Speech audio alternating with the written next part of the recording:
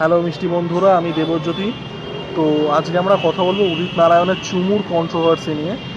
তো সম্প্রতি উদিত নারায়ণ একটি লাইভ পারফরমেন্স করছিলেন, যেখানে তার একজন মহিলা ফ্যান তাকে আর কি সেলফির অনুরোধ করে, এবং যখন তিনি সেলফি নেওয়ার জন্য ঝোঁকেন, তার মহিলা ফ্যান তার গালে একটা চুমু দেয় এবং উদিত নারায়ণ পাল্টা সেই মহিলা ফ্যানের ঠোঁটে একটি চুমু দেন। ঠিক আছে, এই নিয়ে জল ঘোলা হচ্ছে।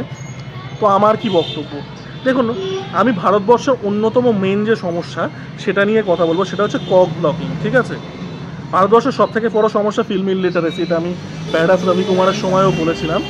তো প্যারাডাইস রবি কুমারের সময় ফিল্ম লিটারেসির পরে যেটা সব থেকে বড় সমস্যা ভারতীয়দের, সেটা হচ্ছে কক ব্লকিং। ঠিক আছে, 2002 সালে একটা ববি দেওয়ালের সিনেমা ছিল, ববি দেওয়াল আর অক্ষয় কুমারের সিনেমাটার নাম হচ্ছে আজনাবি। এবার এই আজনাবি সিনেমাটা হচ্ছে আর্লি 90s একটা হলিউডের সিনেমা থেকে ঝাপা। ঠিক আছে, এই সাউন্ড কমা, তুই নিজে গান গাইতে পারিস। এবার এই আজনাবি সিনেমাটা হচ্ছে আর্লি 90s একটা হলিউডের সিনেমা থেকে ঝাপা। সিনেমাটার নাম হচ্ছে কনসেন্টিং অ্যাডাল্টস। এই দুটো শব্দই সব থেকে বড় প্রশ্ন। কনসেন্টিং অ্যাডাল্টস, দুজন প্রাপ্তবয়স্ক মানুষ ফুললি কনসেন্টিং একে অন্যকে চুমু খাচ্ছে।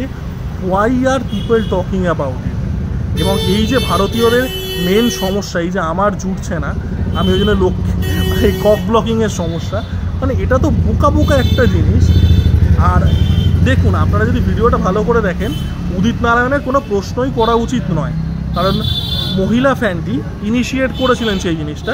এবার আমি কোনো রকম জাজমেন্ট পাস করব না, আমি কোনো রকম কিচ্ছু করব না, but the initiation was taken by the female fan.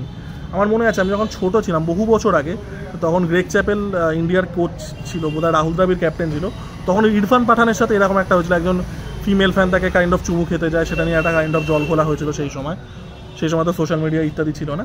তো যদি কোয়েশ্চেন করতে হয় তাহলে ফিমেল ফ্যানকে কোয়েশ্চেন করুন। উদিত নারায়ণ জিনিসটাকে খুব গ্রেসফুলি হ্যান্ডেল করেছেন।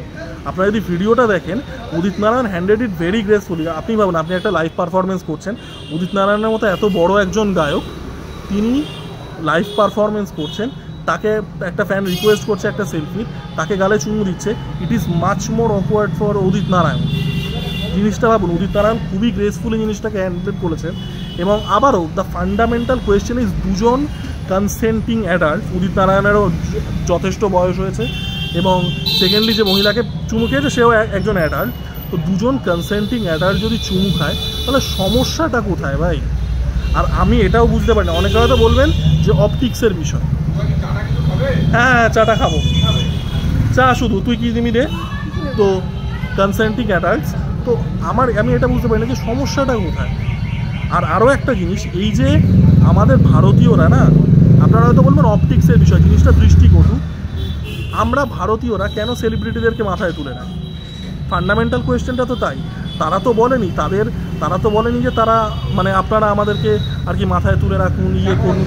হ্যাঁ, দিন, তুই কিছু নিলে নেই তো তো মাথায় তুলে কেন রাখি আমরা? তো মানে এই যে একজন সেলিব্রিটিকে একজন মরালি কারেক্ট হতে হবে, এটার তো কোনো মানে নেই। প্রত্যেকটা মানুষেরই ভালনারেবিলিটিস আছে।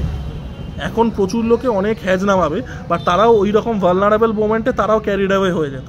এটা উদিত নারায়ণ হয়ে গেছেন। তিনি অত্যন্ত বড় একজন সিঙ্গার, এবং এই যে জিনিসটা যে আমাদের সেলিব্রিটিদের থেকে আমরা এক্সপেক্ট করি যে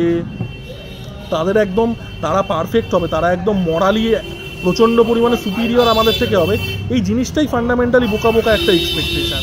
তারাও মানুষ, তারাও ফ্লড, তারাও ভালনারেবল, তাদেরও মোমেন্ট হয়। উদিত নারায়ণ, আচ্ছা ঠিক আছে, চুমুর নিয়ে কথা বলছে, একটা ইম্পর্টেন্ট বিষয়। তো কী বলছিলাম ভুলে গেলাম। হ্যাঁ, তো এটাই ফান্ডামেন্টালি বিষয় যে আমরা কেন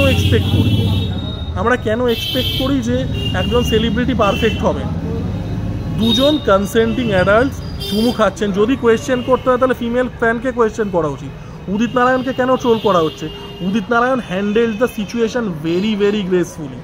আর সব থেকে বড় কথা, ভারতীয়দের ভাই এই কক ব্লকিংয়ের স্বভাব ছাড়তে হবে। তো এই ছিল আমার বক্তব্য। আমার যেটা মনে হয়েছে যে যদি কোয়েশ্চেন করতে হয় তো ফিমেল ফ্যানকে করুন। Udit Narayan handle it very gracefully. আর সব থেকে বড় কথা, দুজন কনসেন্টিং অ্যাডাল্ট ভাই চুমু খাচ্ছে। ভারতবর্ষে এর থেকে অনেক বড় সমস্যা আছে।